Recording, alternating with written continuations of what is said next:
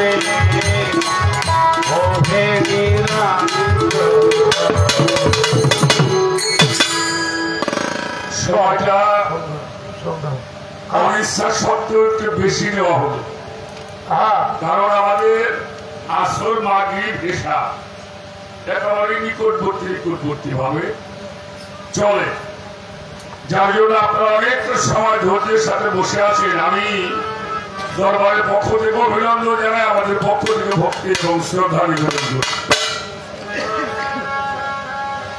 ছোট করে একটি গান করে বলবো, তারপরে দরবার থেকে যে পালা আসবে সেই পালা অনুযায়ী দু একটি কথা গান মালিক যেন করার সুযোগ দেয়, শক্তি দান করে, সেই দোয়া চাই। অলিয়া উলিয়াদের দরবার হলো রহমতের জায়গা। রশিদ আহমদ জঙ্গহি তার ফাতোয়ায়ে রশিদিয়ার মধ্যে লিখছেন, আল্লাহ রসুল রহমত লিল আলামিন, আল্লাহর ওলিয়াও রহমত লিল আলামিন। রসুলের দরবার এখানে রহমত পাওয়া যায়, আল্লাহর ওলিদের দরবারে আসলে রহমত নিয়ামত। সেই দরবারে আমরা আসছি সবাই, যতটুকু সময় থাকি, যতটুকু সময় মালিক রাখে, আমরা ততটুকু সময় যেন আদবের সঙ্গে থাকতে পারি, চলতে পারি, বলতে পারি। আদব হলো ইবাদতের প্রথম স্তম্ভ, যারা আদব নাই তার ইবাদত আল্লাহর কাছে গ্রহণযোগ্যতা পাবে না। আদবের ইশক জাগে মহব্বতের বাজারে, বেয়াদবি কেউ করবো না আমরা প্রিয় মুর্শিদ বলি আল্লাহ দরবারে। তো সকলের প্রতি ভালোবাসা জানাই। আর যে সমস্ত বাজাররা পাশে বসলেন, সামনে কিন্তু জায়গাটা ছিল, আমরা বেশি রকমই গান গাইতে হবে দরবার মুখ করে, আপনার যদি সামনে থাকতে বেশি ভালো লাগতো। বেশ কিছু লোক সামনে আসে,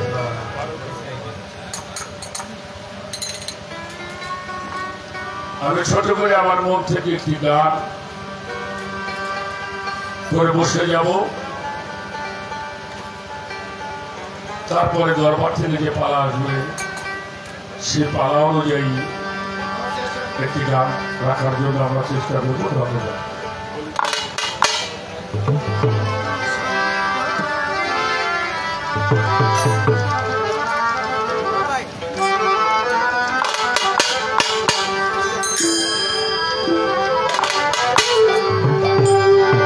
এই যে অলিকুল মধুর সন্ধানে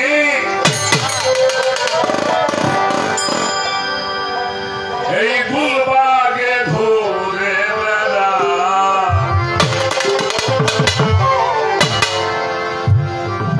বাজারে ঠাই মেলে না এই প্রেমের দড়ি।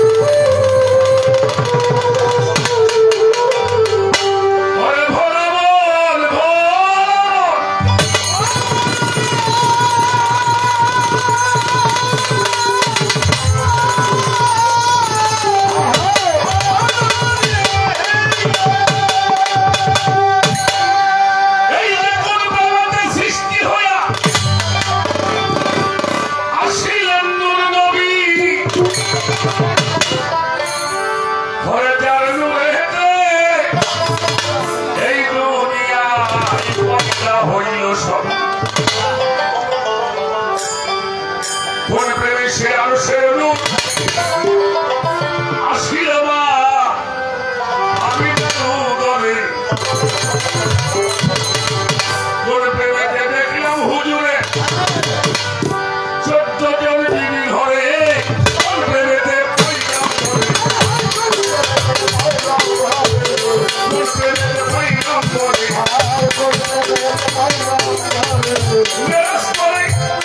ভক্তের ঘরে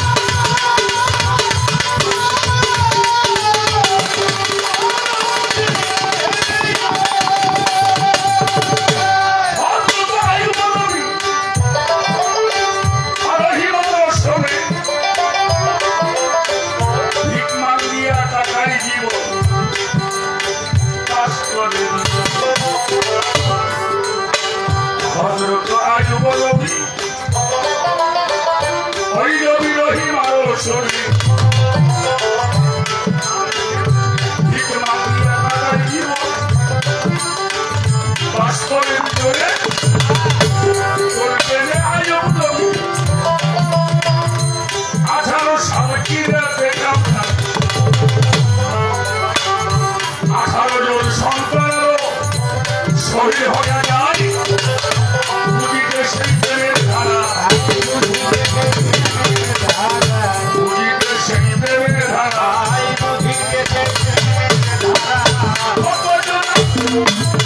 সারাদিন বুঝিতে সেই প্রেমের ধারা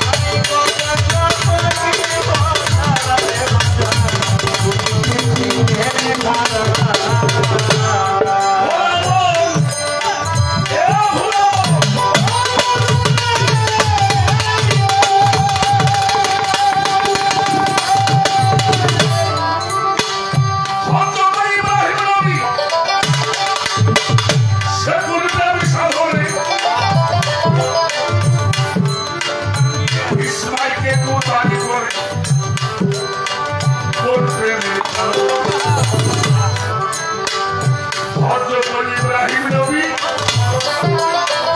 সে কোন প্রেমের সাধনে ইসমাইলকে কুরবানি করে কোন প্রেমের কারণে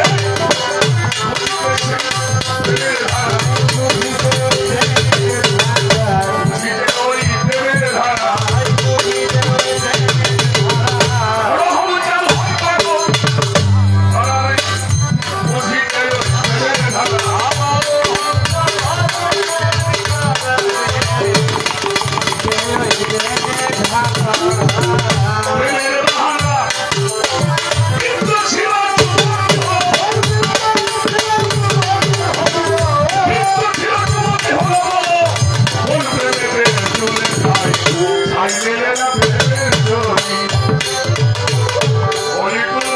সন্ধানে ফুলবাগে ঘুরে বেড়া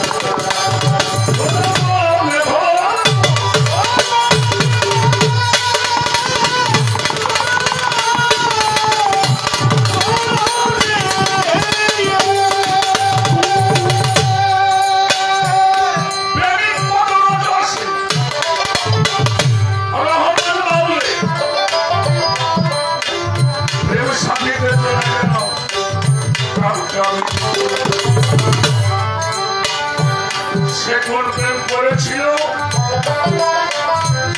ঘরে পাগল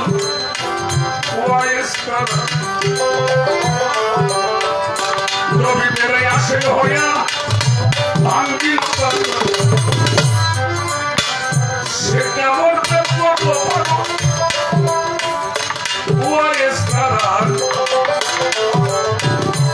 নবী বেড়ে আসে হইয়া ভাঙ্গিল রান্না সে রূপে তুলিল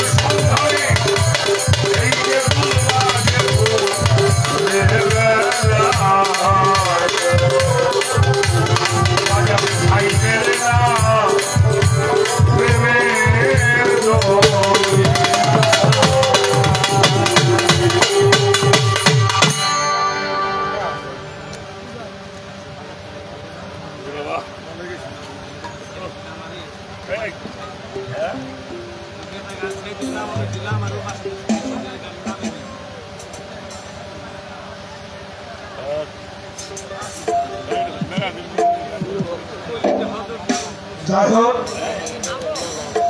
দণ্ডনার পালা শেষ। আবুল বাজানের ভক্ত আজিজুল ভাই আবুল বাজানের গানে সন্তুষ্ট হয়ে থাকে অনেকগুলো টাকা দিয়ে দোয়া করেছেন, ধন্যবাদ।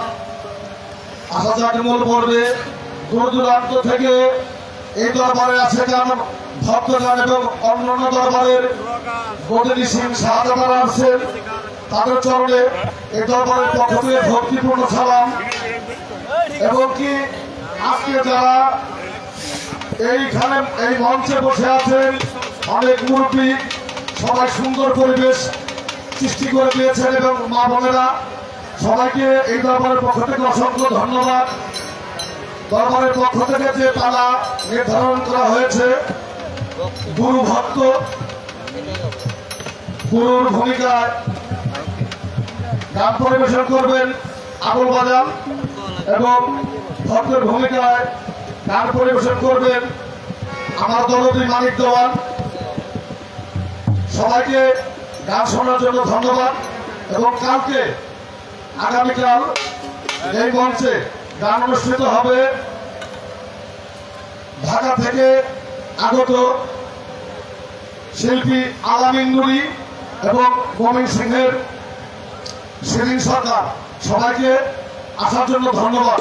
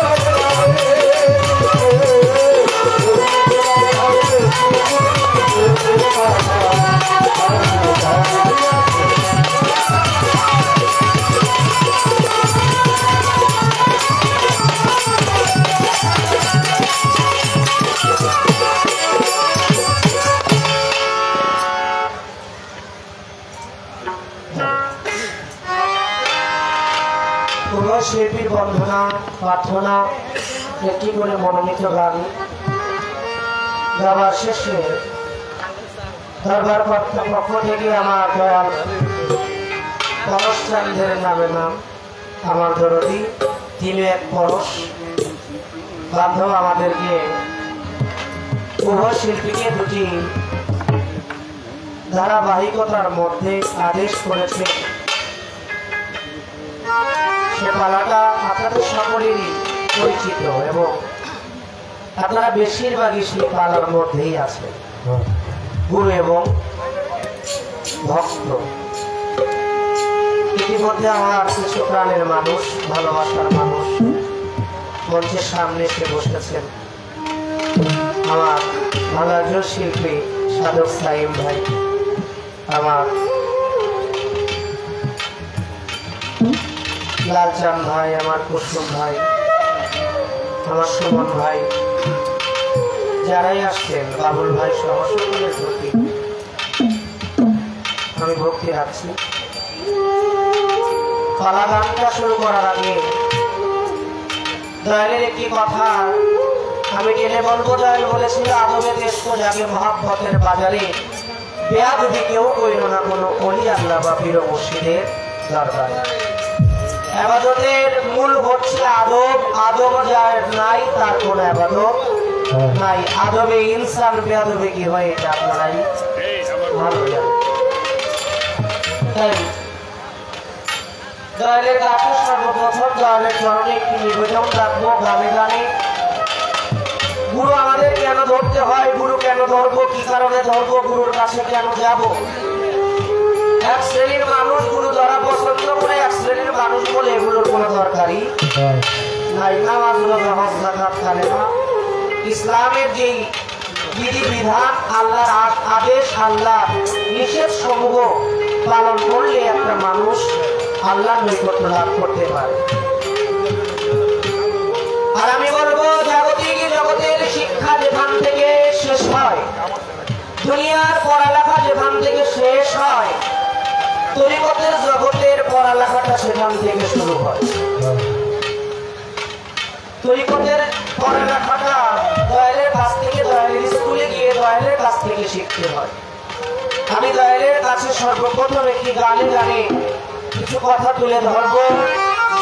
আমার কিছু বলার নাই, তারা যদি দয়া করে, কৃপা করে, মায়া করে আমার রসনায় বসে যদি তার মুখ দিয়ে তিনি কিছু বলায়, তবেই হয়তো আজকে যারা ভক্ত আশিকান আমরা আসছি আমাদের মনোবাঞ্ছা পূর্ণ হতে পারে। দয়া যেন আমাদের উভয় শিল্পীর প্রতি সদয় থাকেন।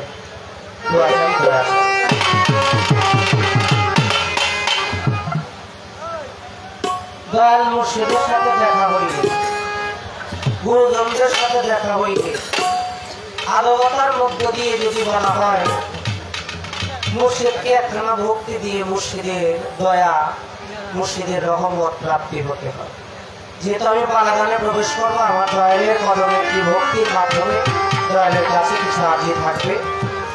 আশা করি দয়াল তার শ্রীপাদ পথে আমার ভক্তি খানা গ্রহণ করবে।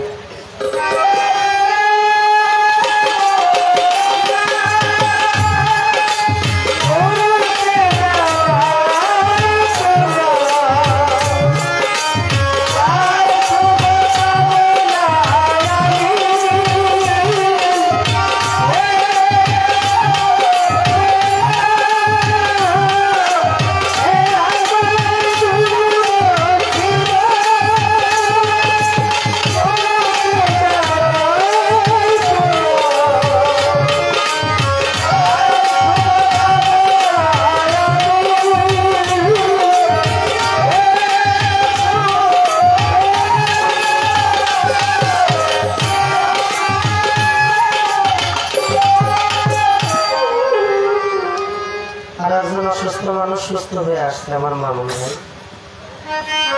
শুকরিয়া জানাই। ভালো আপনারা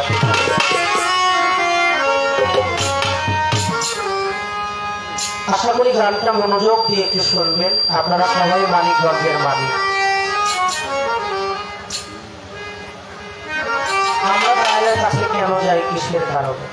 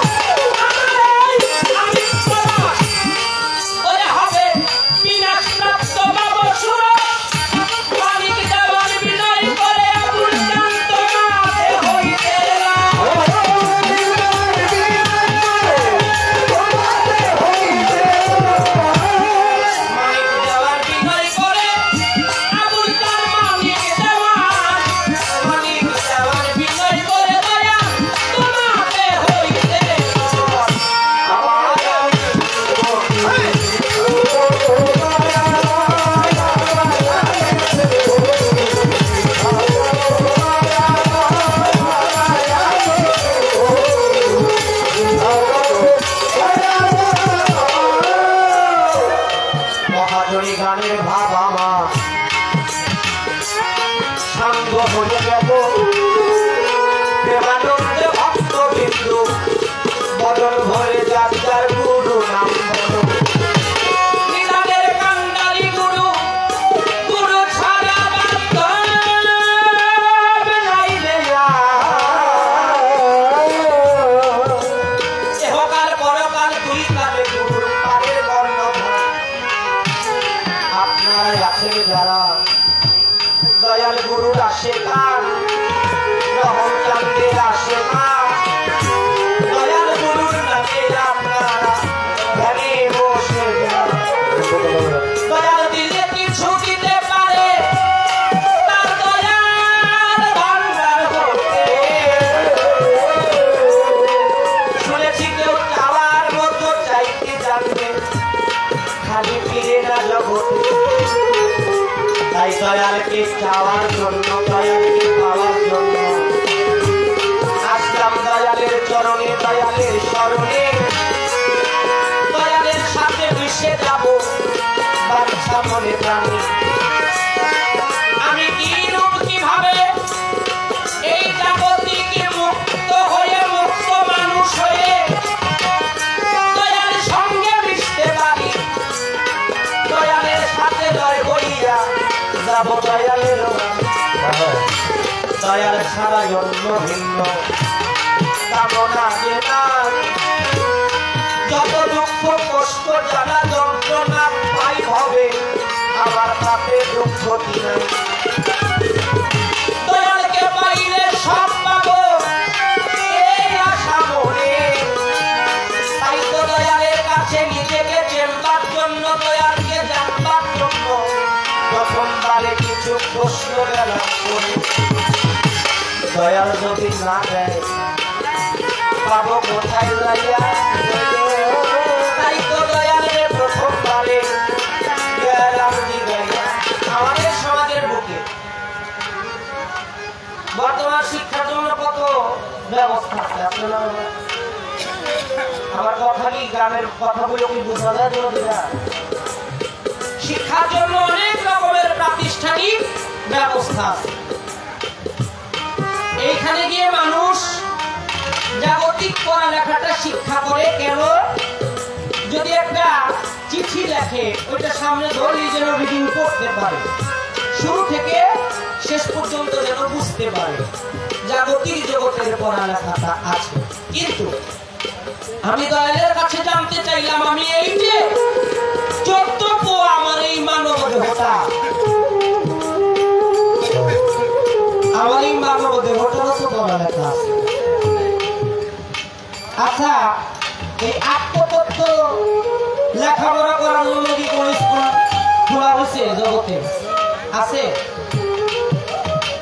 এই স্কুলটা একটা জায়গায় আছে সেটা হলো আমার মুর্শিদের কাছে আমার রহম চাঁদের কাছে আমার দয়াল চাঁদের কাছে গেলে নিজেকে নিজে চেনা যায় নিজেকে নিজে বোঝা যায় নিজেকে নিজে জানা যায় আর একটা মানুষ এই জগতের মোহের মধ্যে না পড়ে যদি নিজের মায়ায় পড়তো নিজের মোহে পড়তো ওই মানুষটা এই জগতে শ্রেষ্ঠ মানুষ হইতো আর মানুষ হয়ে কখনো মানুষকে আঘাত কষ্ট দেওয়ার চেষ্টা করতো না এই মানবিক শিক্ষাগুলো একজন পীর মুর্শিদ দয়ালের কাছ থেকে শিখতে হয় জানতে হয় তাই দয়ালের কাছ থেকে আমি কিছু প্রয়াস করলাম আশা করলাম দয়াল যদি দয়া করে কৃপা করে আমাদেরকে তার ওই পবিত্র মুখের কিছু বাণী শুনে আমাদের এই পাপি নশ্বর দেহটার যেন একটু ব্যবস্থা করা কত জায়গায়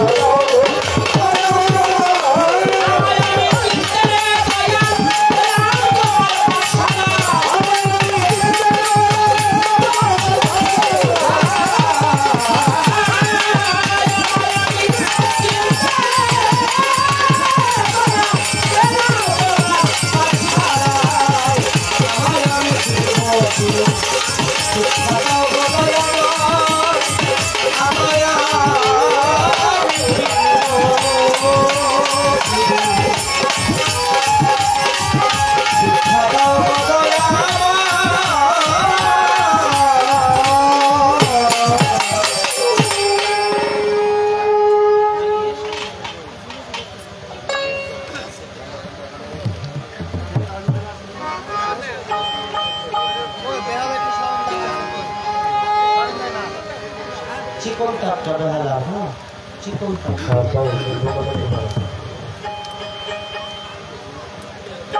একটি গানের মধ্য দিয়ে কিছু আর্জি কিছু বিরতি দয়ালের চরণে রাখলাম। দয়ালের কাছে দয়ালের চরণের ধুলা ভিক্ষা চাওয়া ছাড়া আমার আর কিছুই নাই। কেন শুনেছি তিনি প্রতি পাবন, তিনি অনাথের নাথ, তিনি দীনবন্ধু, তিনি জগৎ কারণ, তিনি জগৎকে পার করবার জন্যই জগৎ এসেছে। এই জগতের মধ্যে অনন্ত কোটি ব্রহ্মাণ্ডের মধ্যে কোটি কোটি কোটি কোটি জীব, কত মানুষ, কত কিছু রয়েছে। নিজের দিকে তাকায় দেখি আমি সবচেয়ে অধম, সবচেয়ে নরাধম, সবচেয়ে পাপী। সেখান থেকে বাউলের বাউল, মহাবাউল, আত্মার বিজ্ঞানী পদকর্তা লালন সাজিয়ে একটি ভাব পানি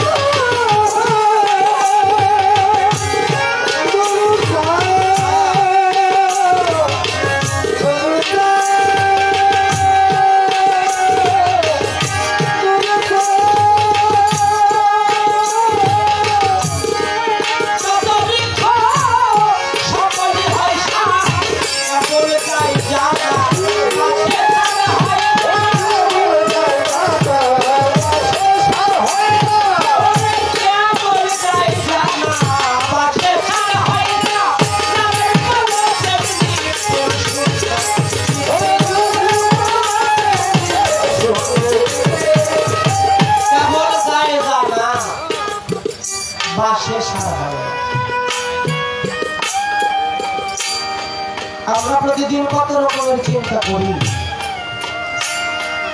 কিন্তু একটাবার যদি 24 ঘন্টা এখনো চিন্তা করতাম যে আমি তো জগতে ছিলাম না, এখন আছি, ভবিষ্যতে আমরা কেউ থাকতে পারবো না। তুমি যে সনাতন ধর্মে বলে 84 লক্ষ ভ্রমণ, 84 লক্ষ জনি ভ্রমণ করার পরে এই মানব জন্ম, শ্রেষ্ঠ জন্ম, এই জন্ম পেয়েছে। এই জন্মে এসে আমার দ্বারা সেই মানবিক কর্মগুলো হলো না। শুনেছি সুপথ, আমি কখনো সেই সুপথে হাঁটার চেষ্টা করলাম না। এই মানব জন্মটা আমার দেখাও চলে গেল। তাই হিমালয় পর্বতের উপরে থেকেও সমগ্র বৃক্ষ সার হলো, আমি সেই বাঁশের গোপী রয়ে গেলাম, আমি কখনো সার হইতে পারলাম না। আমার এই কর্মজনটা ব্যথা চলে গেল। আবারও মনে ভাবনা আসে, আমি কি আবারও এই 84 লক্ষ জনির মধ্যে ঘোরাফেরার মধ্যে পড়ে যাবে? তাই বাউলের বাউল, মহাবাউল আত্মবিজ্ঞানী কর্মকর্তা রামর সাহিত্য করলে এই জ্ঞান পেয়েও সেই জ্ঞান আমার হলো না। কি বলতে কেবল জানে জানা,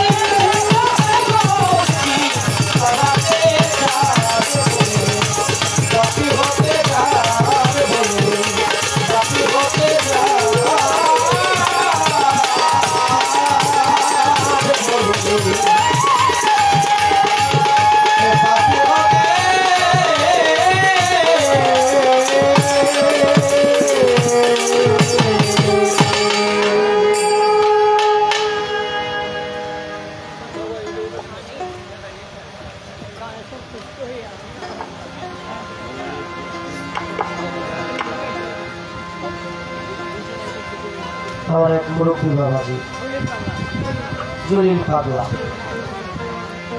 অনেকগুলো টাকা দিয়ে আমাকে দেওয়া জানিয়েছে। দরদির প্রতি আমি অন্তর থেকে ভক্তি শ্রদ্ধা জানাই।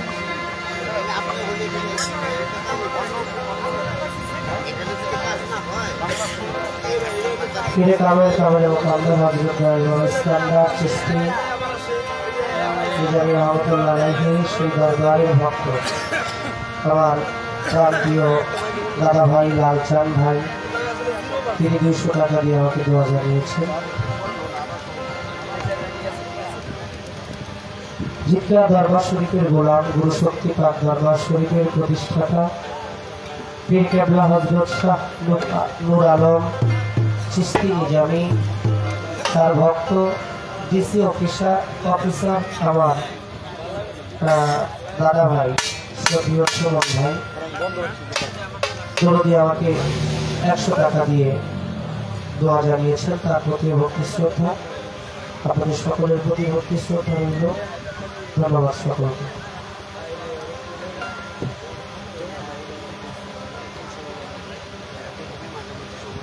বাবা কালেকশনের কথা তো কইছিল, আমি ভাঙা সময় করলে কেমন করবো? হ্যাঁ আপনি করবেন? হ্যাঁ হ্যালো হ্যালো হ্যালো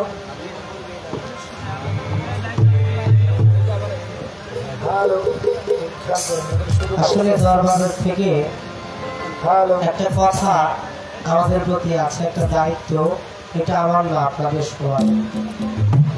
আপনারা জানেন এই দরবারে আপনাদের সকলের সহযোগিতায় এই দরবারের অনুষ্ঠানগুলো সুন্দর থেকে আরো সুন্দরভাবে পরিচালিত করার চেষ্টা করি। আমি দরবারের পক্ষ থেকে বলা হয়েছে আপনারা যে যতটুকু পারেন সেটা আমার বাবাজি বলবে, যে দরবারে কিছু দিলে আপনাদের ভালো কিছু হবে কিনা। আপনারা দরবারের দিকে একটু ভালো থেকে শুনবো। বাংলাদেশের স্বনামধন্য একজন শিল্পী, একজন জাতীয় পুরস্কার প্রাপ্ত একজন শিল্পী আমার ভাই সাইম ভাই, তিনি আমাকে 100 টাকা দিয়ে পুরস্কৃত করছেন। তার প্রতি সালাম, শ্রদ্ধা, ভক্তি রাখছি। ধন্যবাদ। আপনি কইবেন কই উঠাইবেন আমি তো কই লোক নামাই দাও হ্যাঁ নামাই দাও লোক নামাই দাও আমরা বাদ বুঝতে পারছি পয়সা দিয়ে এলা হ্যালো হ্যালো হ্যালো গুরু কইলে ওজন বেশি হ্যালো হ্যালো হ্যালো হ্যাঁ হ্যালো আচ্ছা এই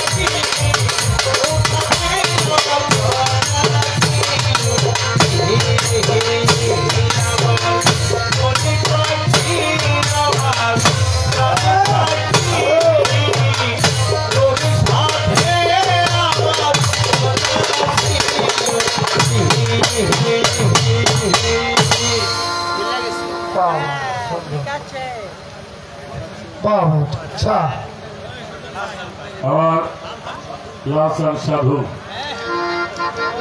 আমাদের সবচানকে 100 টাকা দিয়ে ভালোবাসা দেওয়া দিলেন। এই সাউন্ডটা একটু লাউড করো বাবা।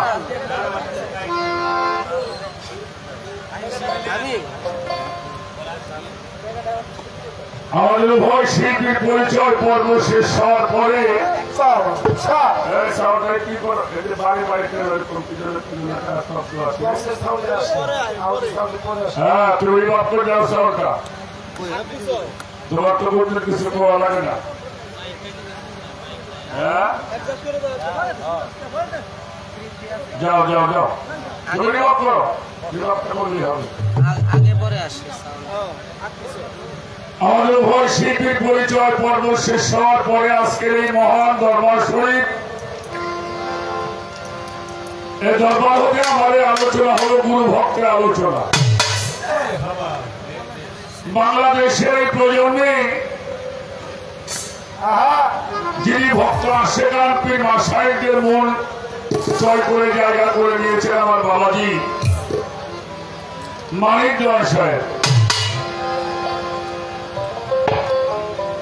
তিনি ভক্তের ভূমিকা আলোচনা করেছেন। আর গুরু দায়িত্ব আমি অধবাবন সরকার, আমাকে এই দায়িত্ব দেওয়া হয়েছে।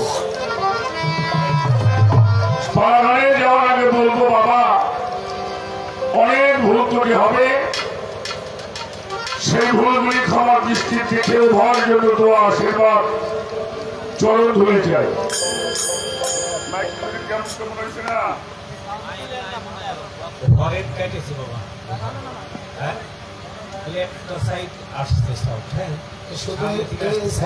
তো প্রথমে দাঁড়িয়ে একটি বিষয় নিয়ে আলোচনা হলো। আমাদের এই বিচার গানের জগতে,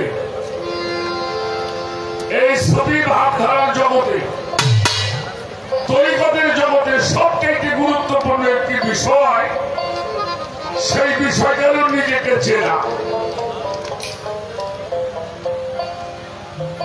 কারণ নিজেকে না চিনলে আল্লাহকে চেনা যাবে না। আর এই নিজেকে চেনার জন্য সকল ধর্ম প্রচারক যারা, নবী বলেন, রসুল বলেন, পীর বলেন, ওলি বলেন, অবতারী যাই বলেন, সবাই নিজের চিনতে বলছে। আল্লাহ তাআলাও আমাদেরকে বলছে নিজেকে চিনবার জন্য।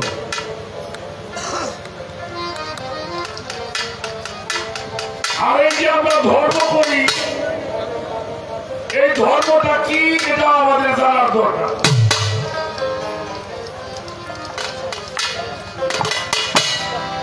আসে বলে নামাজ পড়া কি ধর্ম?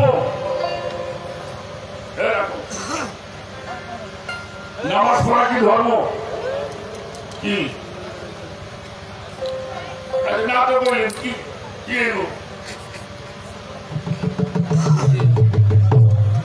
নামাজ পড়া হলো ইবাদত। নামাজ পড়া কি ইবাদত, হজ করা ইবাদত, যাকাত দেওয়া ইবাদত, ধ্যান করা ইবাদত, সব কিছুই ইবাদত। তাই ধর্মটা কি? ধর্ম যদি আপনি না বোঝেন, ধর্ম যদি না জানেন, ইবাদত করে আপনি কোন দিকে যাবেন? কথাটা কি মনে গেল নাকি?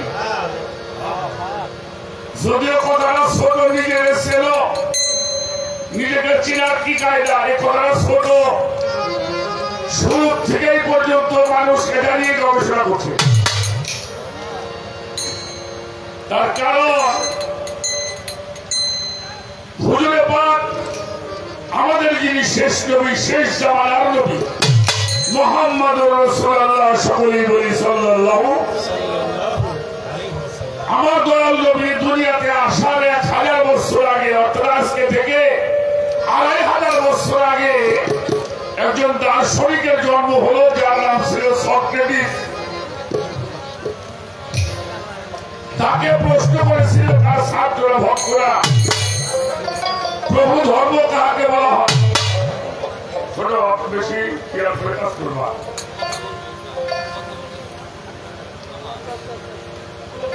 বাবা আমি ডাকতে পারি, ওদের কিন্তু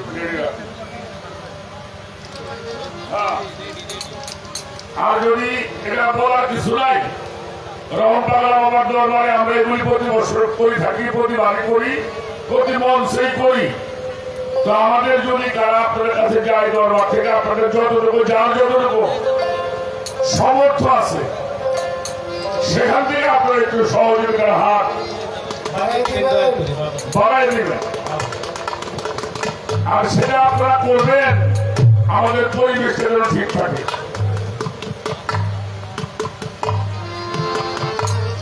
এই হলো কথা। একটি আলোচনার মধ্যে প্রবেশ করতেছিলাম বিষয়টা আমাদের বোঝানোর জন্য। তো তাকে প্রশ্ন করলেন, স্যার ধর্ম কাকে বলা হয়? সক্রেটিস কি বলেছিলেন?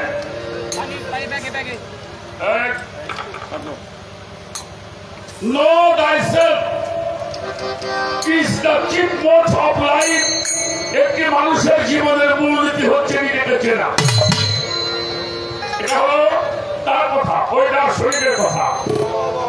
ভগবান শ্রীকৃষ্ণ বলছেন, আত্মানন্দ বিধি, তুমি তোমার শ্রীবাত্মাকে চিনলে ভগবানকে চিনতে পারিবে। নদিয়ার রিমাইকে বলেছিলেন ধর্ম সম্বন্ধে, ধর্ম কি? উনি বলেছেন, তুমি কারকে তোমার জায়গা পুত্র এই সারা জানিয়ে জীবনে পরিচয়হীন হয় সেই পর্যন্ত তুমি তোমার চেনো না, সে পর্যন্ত ভগবানকেও তুমি চেনো। আগে জেলে পেয়ে গেছেন, তারাও নিজের চরিত্র বলছেন, তরুণ ইঞ্জিনের মধ্যে আসছে আরিফ নাফসাটা পাইনি ব্যস্ততা, যেই পর্যন্ত তুমি তোমার চেনো না সে পর্যন্ত আল্লাহরে তুমি চেনো না। রসুল পাককে প্রশ্ন করছে, আমার হুজুর পাক বলেছেন, মান আরাফা নাফসাহু ফাকাদ আরাফা রাব্বাহু। এ হলো আমার হুজুর পাকের কথা, তুমি তোমাকে চেনো, সে নফসকে চেনো। তাহলে আমি আমাকে চিনবো, যা চিনলে আল্লাহকে চেনা হয়। এই বিষয়ের উপর আলোচনা করেছেন মানিক দেওয়ান। আমি ছোট্ট একটি গান আগে করবো, তারপরে আমি কথাগুলিকে বলার জন্য চেষ্টা করি।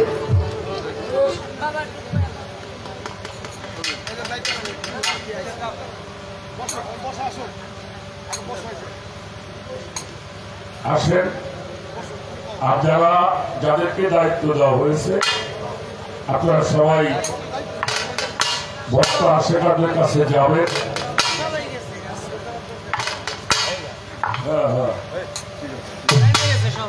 আচ্ছা, ভালো ভালো। এটা তো মাইকে বলা লাগে না, এটা সবাই জানে যে বিশেষ করে আমাদের মানিকগঞ্জে এই সমস্ত ধর্ম দরবার শরীফ আছে, মাথার আছে, সেখানে একটু এগুলি কালেকশন আমরা করে থাকি। তো সেই জন্য এটা আমাদের বলার কিছু নেই। আপনারা যারা যার জায়গা থেকে যতটুকু সম্ভব আপনারা আমাদের সহযোগিতা করবেন। আমি আগে রাখি, তারপরে দেখা যাক কোন দিকে যাওয়া যায়।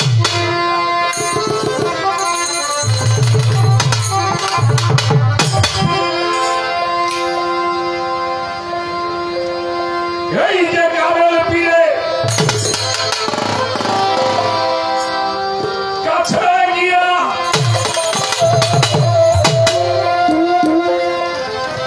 হয়ে আগে বলো এত সমর্পণ,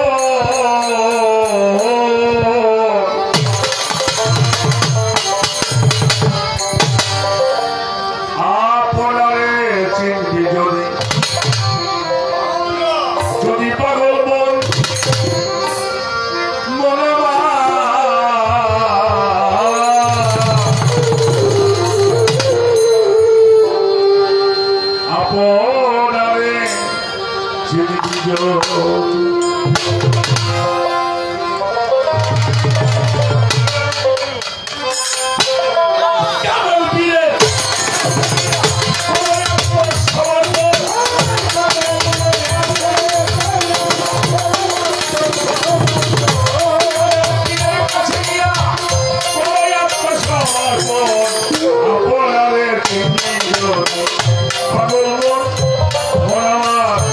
আপনারে চিনবি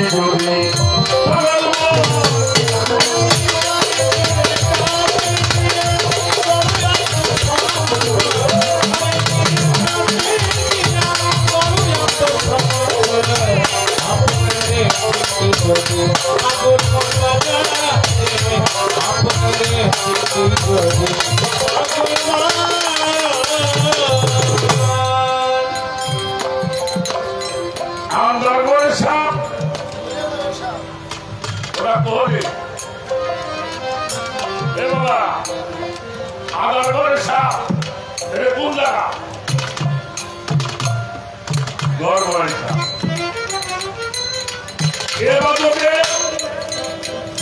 করার আগে ইবাদতের সীমানা ঠিক করতে হবে। আমার কথাগুলি একটু বোঝার চেষ্টা করবেন। এগুলি ইউটিউবের মধ্যে যায়, আগে যত খোলামেলা করতে পারতেন এখন তা পারি না। কেন? সত্য বড় কিতা, সত্যটা কি দিতে লাগে খুব করা, এটা সবার গায়ে ধারণ করা সম্ভব হয় না।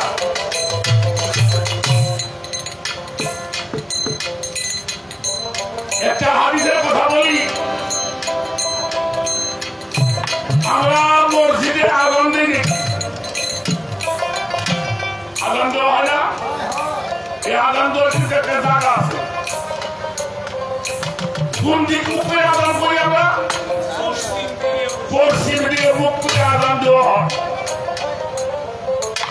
তো হযরত বেলাল তো আদান দিত। একদিন কাবা ঘরের উপরে বেলালকে উঠিয়ে দিয়েছেন।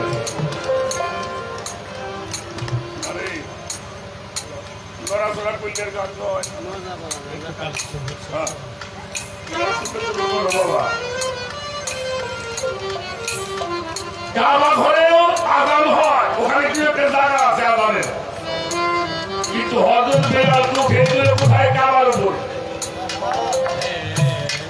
সে কাবার উপর যখন উঠছে বলে আযান দিবি কোন ভিড় মুখ করে।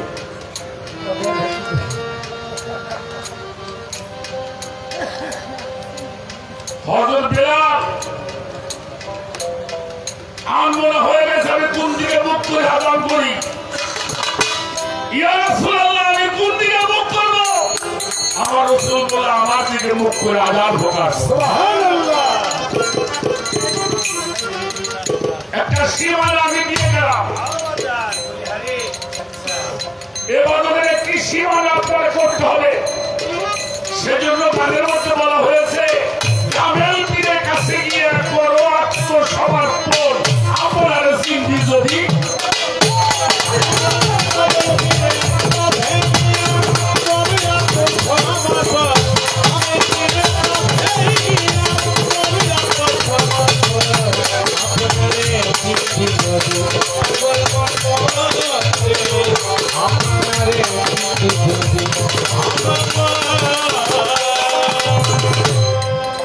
আমি কাবাকে লাঠিত করিয়া আইন লইয়া কিনে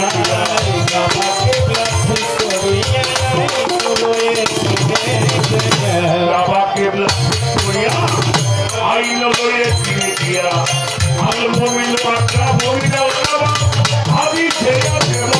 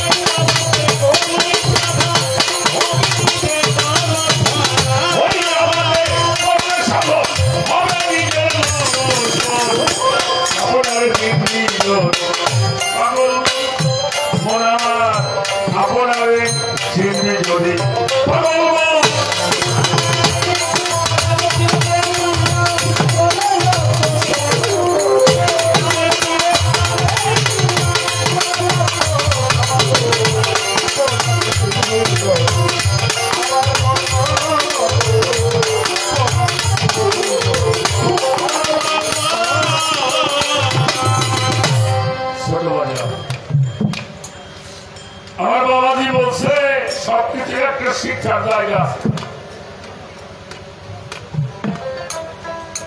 লেখাপড়া শিখলেন, যে লাইনে পড়েন সেখানে স্কুল কলেজ মাদ্রাসায় দুই আছে। একটা কথা মানিক দেওয়ান বাবাজি বলি, কোন পশুত্ব অর্জন করতে পশু আর একটা পশু লাগে না, লাগে একটা পশুর পশুত্ব অর্জন করতে আর একটা পশুর প্রয়োজন হয় না, কিন্তু একটা মানুষের মনুষ্যত্ব অর্জন করতে আর একজন মানুষ হয়।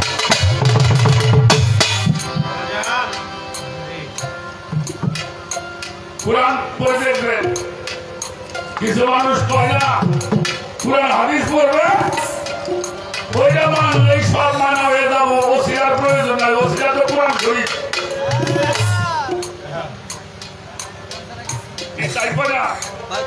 ওসিলা কোরআন বুঝাইছে ভালো, কিন্তু সেই কোরআনের মধ্যে, কোরআনের তাফসীরের মধ্যে বলছে কোন গ্রন্থ কখনো কোন মানুষের অভিভাবক হতে পারে না। কোন গ্রন্থ, এই কোরআনের তাফসীরের মধ্যে বলছে কোন গ্রন্থ কোন মানুষের কখনোই সে অভিভাবক হতে পারে। একজন অভিভাবক, একজন গুরু, একজন মানুষই হবে যিনি সম্মুখ সাধনার মাধ্যম দিয়ে যিনি আল্লাহর সাথে সংযোগ স্থাপন করেছিলেন। অমর একজন মানুষের কাছে গেলেই তোমাকে সেই ক্রিয়ার ব্যবস্থা হয়ে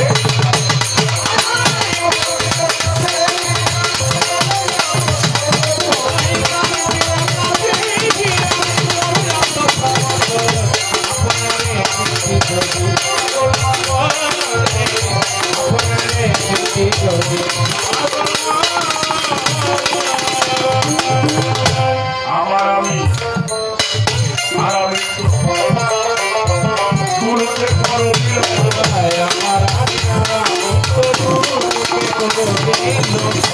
আমার আমি আমার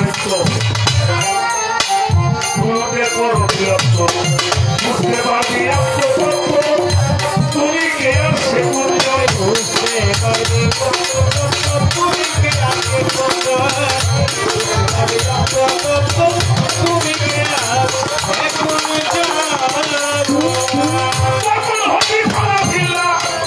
সর্বময় দেখি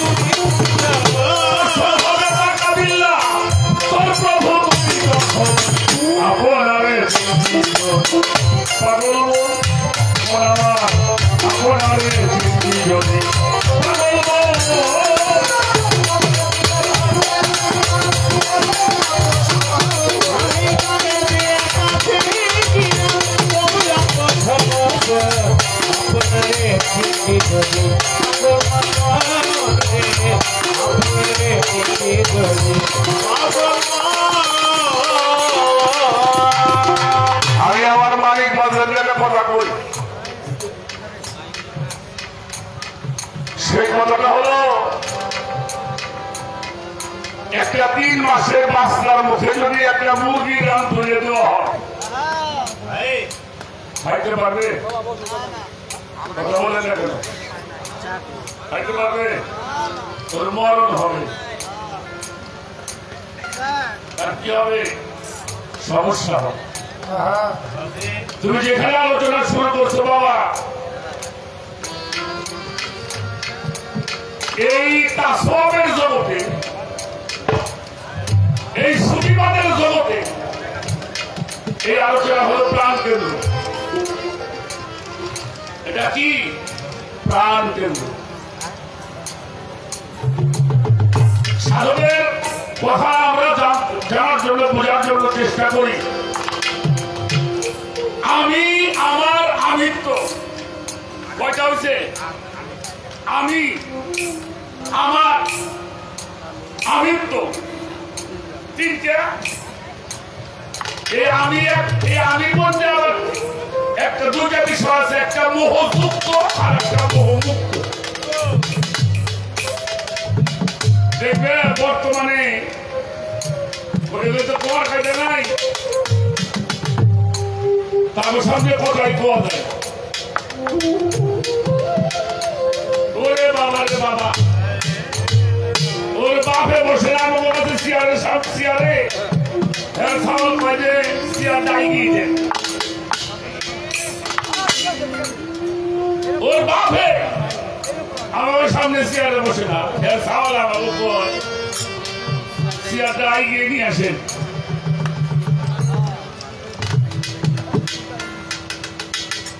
আমাকে কি করবো তোমাকে বলি সেই সাওয়াল আমার বাড়ি আছে ওই একদিন আমার কইতেছে বাবা মুই কি করবো বাবা মোর খালা তোমার মামা তোমার খালু হবে শহীদের থানায় তো বলবো মানে ওর মামা তোমার খালু হবে হয়েছে শহীদের থানায় এনেও গেলে এটাও কিন্তু আমি তাহলে আমি এটা কার আমার এইটা আমার শব্দটাকে শয়তানের কথা এটা কার আমার দয়ালে এটাও কিন্তু আমি কিছুই জানি না বাবা এটাও আমি তাহলে এটা হলো মোহমুক্ত আর এটা আমার এটা মোহযুক্ত এই জন্য খেয়াল করো গান বাজনা করো প্রকৃতি যারা গুণবাদী মানুষ ওরা আল্লাহ খোঁজার নাম জানে না যা করে আমার বান্দারি করে যা করে আমার পাগলে করে যা করে আমার মুর্শিদ করে এই নাম ছাড়া কিছু মুখে থাকে না বাবা মানুষ সবটা বড় কঠিন বিষয় এই যে এই আমিতে তিনি প্রবেশ করেছেন তার কোনো কিছু বাকি নাই যিনি এই আমির মধ্যে প্রবেশ করেছেন তার আগে পাশে সামনে ডাইনে বামে উপর নিচে ভিতর বাড়ি তার কোনো কিছু জানারও বাকি নাই সিনারও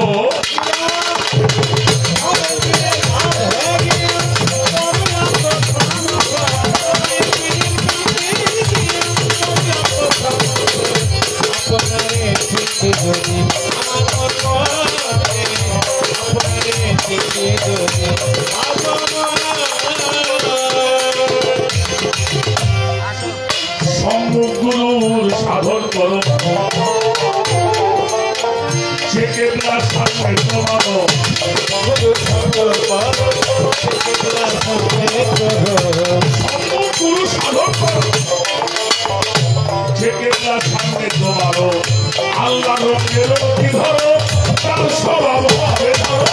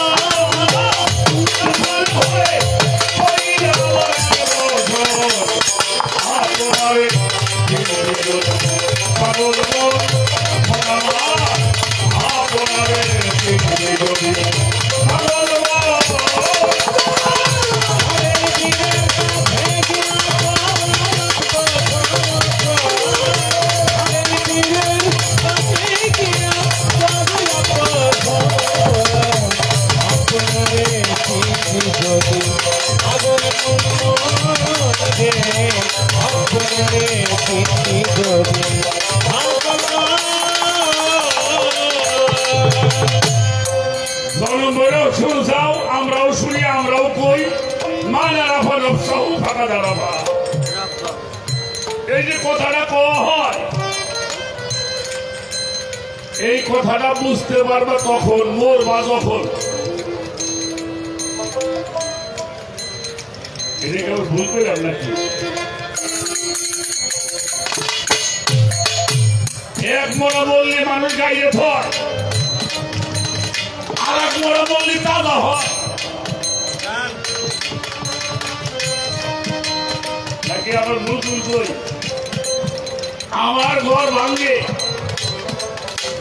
আর যারা এই বড় পরে তাকে ঘর ভাঙে না, তাকে ঘরের মধ্যে কারো ঘর হয় না। শাহালি বাবার মাথারে দেন, ওই মাথারের মধ্যে আর কারো খবর হইব। শাহাদাল বাবার ঘরের মধ্যে কারো ঘর হইব, শাহপরনের ঘরের মধ্যে কারো ঘর হইব, খলিল শাহ বাবার দরবারে খলিল চাঁদের ঘরের মধ্যে কারো ঘর হইব। কারণ তারা এই মরা মসজিদই তারা পাইছে। মতো কাবলা আন্তামৌত, মরণের পূর্বে মরতে হবে। যে মরে সে নিজের চেনে, যে মরে না সে নিজের চেনে। তত্ত্ব জানে মেলা, তত্ত্ব জানলে আল্লাহ পাওয়া যায় না। তত্ত্ব জানলে আল্লাহ পাওয়ার সহায়ক হয়, কিন্তু আল্লাহ পাওয়া অন্য একটা বিষয়। আমি বলাবার মানুষ, উনি আমার মুরব্বী, তো বেশি কিছু না কইলাম। মানুষের দেহের মধ্যে 5টি নফসের কথা আমরা জানি। তার একটা হলো নফসে আম্মারা, আর একটা নফসে লাওয়ামা, আর একটা নফসে মুলহিমা, আর একটা মুতমাইন্না, আর একটা নফসে রহমানা। এই 5টা নফসের নাম আমরা তালিমে পাইলাম। আর কোরআন শরীফের মধ্যে আল্লাহ পাক একটা নফসকে ডাক দিয়েছেন। সূরা জারিয়াতের 30 নম্বর আয়াতের মধ্যে আল্লাহ বলছেন, হে নফসে মুতমাইন্না। কার ডাক দিয়েছে? নফসে মুতমাইন্না, প্রশান্ত নফস, সন্তুষ্ট চিত্তে রবের দিকে প্রত্যাবর্তন করো এবং জান্নাতে প্রবেশ করো। সুবহানাল্লাহ। এসে মানুষ বেঁচতে যদি মরার পর না মরার আগে কথা বলেন, মরার পরে বেঁচতে যাবেন না নাকি? দুনিয়ায় থাকতে বেঁচতে যাবেন। কিন্তু কোরআন শরীফে আল্লাহ যে নফসে ডাক দিল, হে প্রশান্ত নফস, সন্তুষ্ট চিত্তে প্রভুর দিকে প্রত্যাবর্তন করো এবং জান্নাতে প্রবেশ করো। এটি কি মরার পরে বলবে না? তাজা অবস্থায়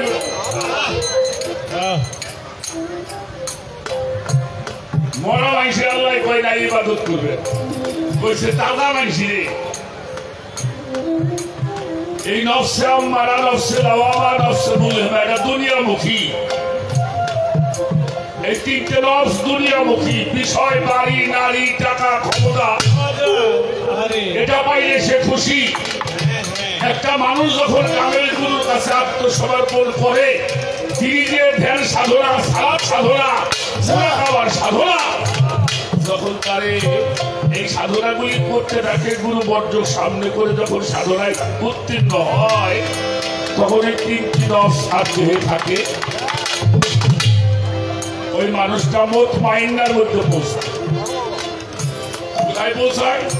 মুতমাইন্নার মধ্যে পৌঁছায়। তখন ওই মানুষটার স্বভাব হয়ে যায় শিশুর স্বভাব। শিশু পর্যন্ত আমি কি শিশু? শিশু যে মায়ের কোলে নদীব। তাহলে একটা শিশুর কি প্রয়োজন এটা কে জানে? মা ভালো জানে। তদ্রূপ একটা ভক্ত যখন এই সাধনা উত্তীর্ণ হয়, নফসে মুতমাইন্নার মধ্যে পৌঁছায়, তখন তার কি প্রয়োজন? তার গুরুই ভালো। এই জন্য সাধক হালিম চিশতি বাবার একটা বাণী আছে, বন্দেগীতে বান্দা তুমি এমন ভাবে হও তৈয়ার, মালিক তোমায় ডেকে বলবে কি রাখবে বান্দা।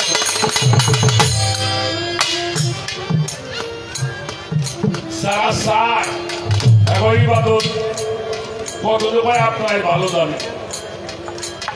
আর যিনি ইবাদতের মালিককে চায় তার কোনো অভাব থাকে?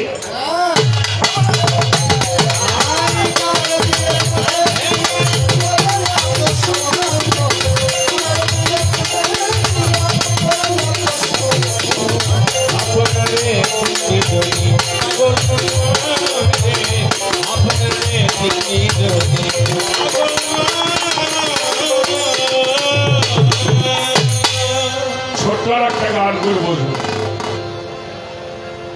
যতটুকু না বললে নয় সেটুকু বলার জন্য চেষ্টা করলাম। এবার একটি সাইজির গান শোনাবো, তারপরে দেখা যাক আবার মানিক বাবাজি কোন দিক থেকে আলোচনা আসে। ধন্যবাদ তাকে। যতটুকু বলি এ কথাগুলি বলা হয় না, যেটুকু বলার সুযোগ হয়েছে প্রভুর কাছে শুকরিয়া করি। মানুষ আমরা যারা আছি আমরা যেন নিজেকে সেটা এই ব্যবস্থা গুলোর কাছ থেকে জানতে পারি।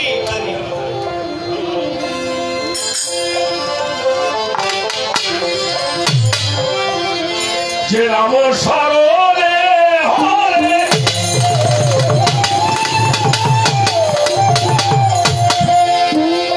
এই যে দাবি তোমার শীতল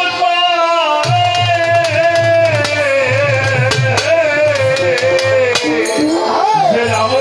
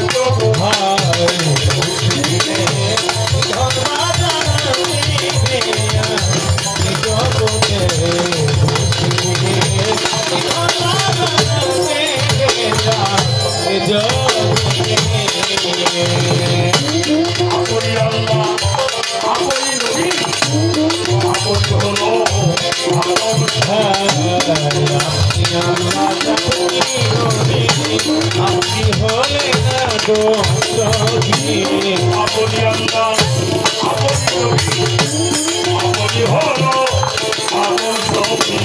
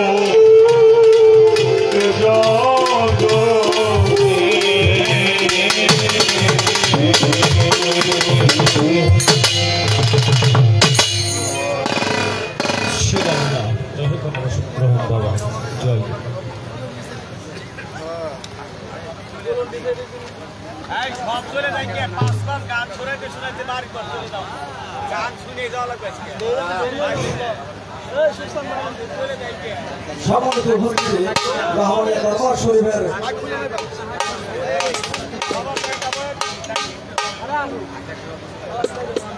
বাৎসরিক উৎসব উপলক্ষে আয়োজিত আজকের আয়োজন বিচার গান পরিবেশনায়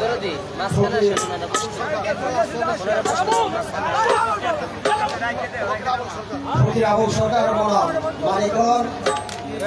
তো আজকের এই অনুষ্ঠানে আমাদের যারা মেহমান এবং অতিথি আছেন আমাদের মঞ্চে উপস্থিত হয়েছে, আমি আজকের এই অনুষ্ঠানের মেহমানদের পরিচয় করার জন্য এবং মঞ্চ পরিচালনা করার জন্য বিনীতভাবে আহ্বান করছি। আমার ইসলাম ছোট ভাই সংগ্রামী সফল সভাপতি কামরুল ইসলামকে মঞ্চ পরিচালনা করতে অনুরোধ করছি।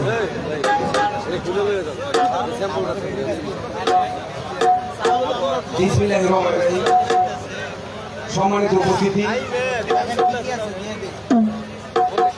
পাগলের শিরোমণি দয়াল বাবা রহম শাহ আলীর দরবার শরীফে 19তম বার্ষিক পুরুষ মোবারকে আজকে আপনাদের মাঝে সংক্ষিপ্ত বক্তব্য রাখবেন আমাদের এই দিল্লি ইউনিয়নের কৃতি সন্তান,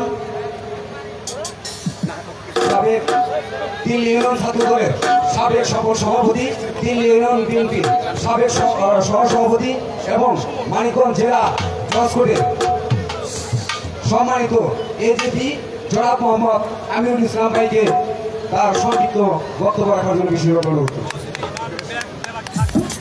বিসমিল্লাহির রহমানির রহিম। আকাশের অবস্থা ভালো না, তাই আমার বক্তব্য আমি দীর্ঘায়িত করবো না।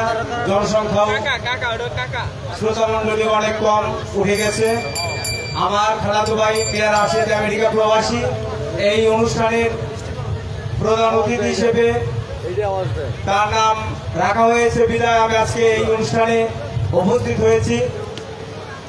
তার পক্ষ থেকে এবং বাংলাদেশ জাতীয়তাবাদী দল মানিকগঞ্জ জেলা শাখার সংগ্রামী সাবেক সফল সভাপতি ও মানিকগঞ্জ জেলা বিএনপির নবগঠিত আহ্বায়ক কমিটির সম্মানিত আহ্বায়ক, মানিকগঞ্জের মা মাটি মানুষের নেত্রী জনাব আফরোজা খান রিতা আপার পক্ষ থেকে এবং আমার দিল্লি ইউনিয়ন বিএনপি ও অঙ্গ সংগঠনের পক্ষ থেকে সকলকে জানাচ্ছি আন্তরিক ধন্যবাদ এবং শুভেচ্ছা।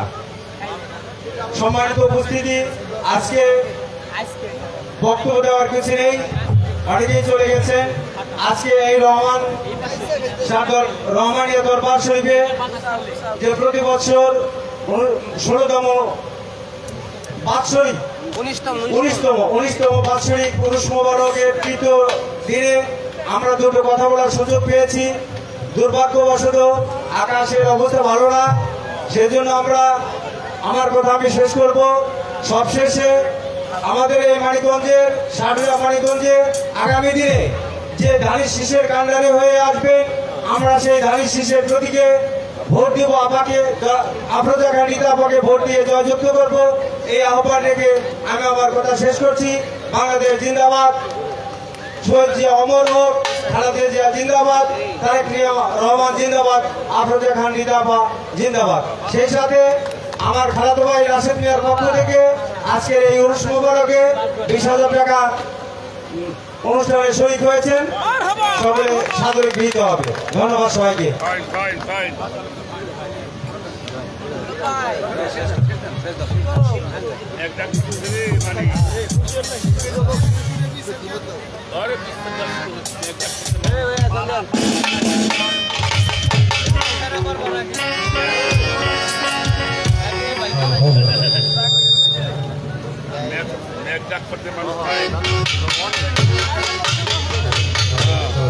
খুব খারাপ অবস্থা আকাশে, কি করবে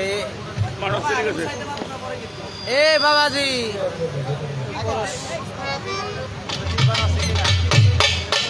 আকাশের পরিস্থিতি খুবই খারাপ।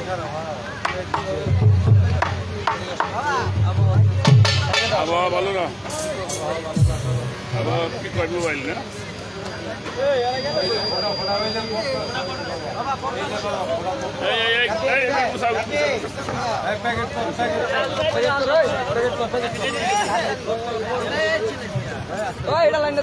আকাশের পরিস্থিতি একেবারে গোলাপি বৃষ্টি অলরেডি ফোটায় ফোটায় পড়তেছে।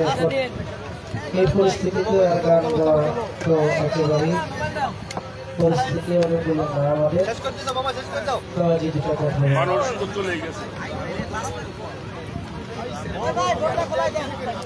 সম্মানিত সুধী, আকাশটা আপনারা দেখছেন, বৃষ্টিও ফোটা ফোটা করছে।